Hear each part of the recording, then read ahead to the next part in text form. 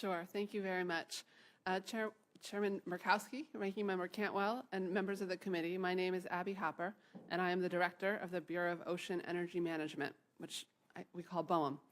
I'm pleased to appear before you today. I know that this hearing involves many bills that significantly affect a wide range of the administration's energy programs and policies, and I'm glad you share this administration's belief that the Outer Continental Shelf, the OCS, which I'm sure we'll end up calling it, will continue to play a significant role in ensuring America's energy future.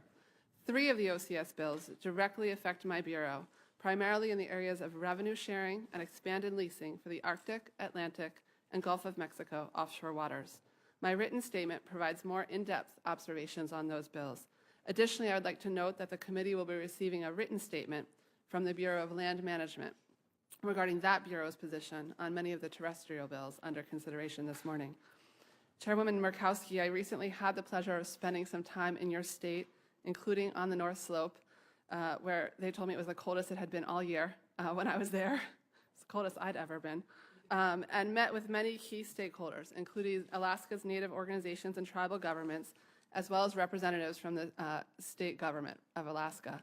My conversations there reinforced the importance that BOEM has placed on carefully balancing leasing and potential exploration, recognizing the significant environmental, social, and ecological resources in the region, and establishing high standards for the protection of this critical ecosystem, our Arctic communities, and the subsistence needs and cultural traditions of Alaska Natives.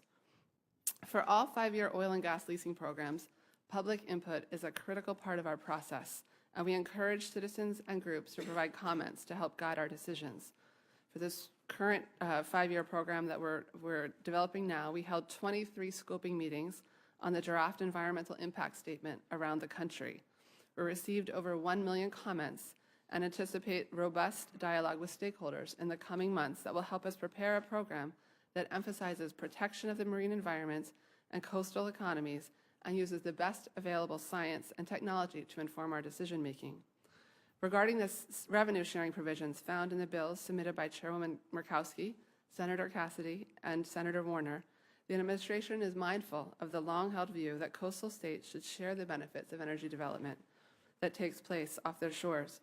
At the same time, the administration is also committed to ensuring American taxpayers receive a fair return from the sale of public resources, excuse me, and that taxpayers throughout the country benefit from the development of offshore energy resources owned by all citizens. As an alternative to multiple revenue-sharing programs that benefit individual states, the administration proposes to work with Congress on legislation to redirect existing revenue-sharing payments to programs that provide broad natural resource, watershed, and conservation benefits to the nation, help the federal government fulfill its role of being a good neighbor to local communities, and support other national priorities. Senate Bills 1276, 1278, and 1279 would mandate additional lease sales off the coast of Alaska, in the Atlantic, and in the eastern Gulf of Mexico planning area during the 2017 to 2022 5-year program. The 2017 to 2022 draft proposed program, which I'm sure we'll call the DPP, developed by the Bureau and approved by the Secretary, includes potential lease sales in 8 planning areas to contain nearly 80% of estimated undiscovered technically recoverable oil and gas resources on the OCS. In total, the DPP proposes 14 potential lease sales in 8 planning areas, 10 in the Gulf of Mexico, 1 in the Atlantic, and 3 off the coast of Alaska. The Outer Continental Shelf Lands Act, Section 18, does not allow for a sale or area to be added to the program without restarting the program preparation process at the stage in which the sale or area was not included or deleted. So while Section 18 does not allow the department to expand, obviously Congress has the ability to mandate additional sales via the legislative process.